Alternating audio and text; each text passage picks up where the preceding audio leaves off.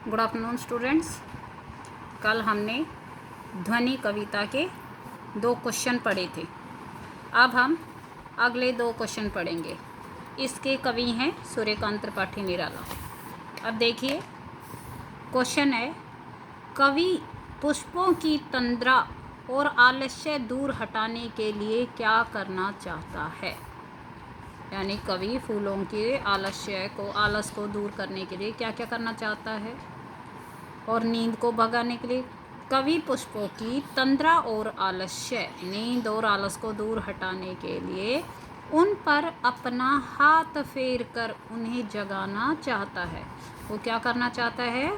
फूलों के ऊपर अपना हाथ फेर कर उनको जगाना चाहता है, क्योंकि वो उनसे आलस्य और नींद दूर करना चाहता है।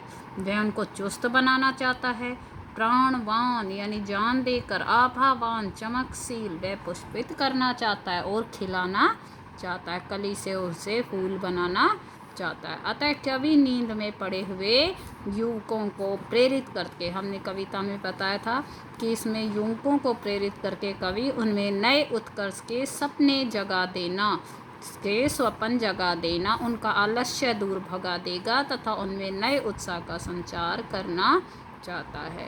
पहले तो वो फूल के माध्यम से क्या बताना चाहता है कि जो नींद में पड़े हुए युवक हैं उनको प्रेरित करके उनमें नए उत्कर्ष के सपने जगा देगा और उनसे आलस को भी दूर भगा देगा तथा उनमें नए उत्साह का संचार करना चाहता है। अगला क्वेश्चन है, वसंत को ऋतु राज क्यों कहा जाता है? ऋतुओं का राजा क्यों कहा जाता है वसंत को? इसलिए कहा जाता है क्योंकि यह सभी ऋतुओं का राजा है। इस ऋतु में सर्दी कम हो जाती है और मौसम कैसा हो जाता है? सुहावना।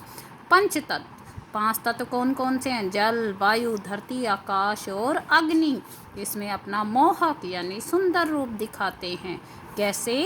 पेड़ों में नए पत्ते आने लगते हैं, नए नए पत्ते आ जाते हैं पेड़ों पर। आम बोरों से लद जाते हैं, आम पर भी क्या हो जाती हैं? छोटे छोटे बोर आ जाते हैं। और खेत सरसों के फूलों से भरे पीले दिखाई देते हैं और खेतों में सरसों के ऊपर पीले फूल आ जाते हैं और सरसों के पीले फूल ऋतुराज के आगमन की घोषणा करते हैं।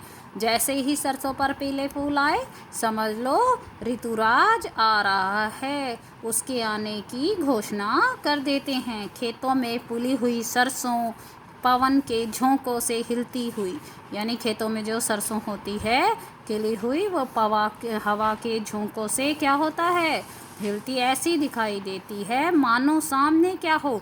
सोने का सागर लहरा रहा हो।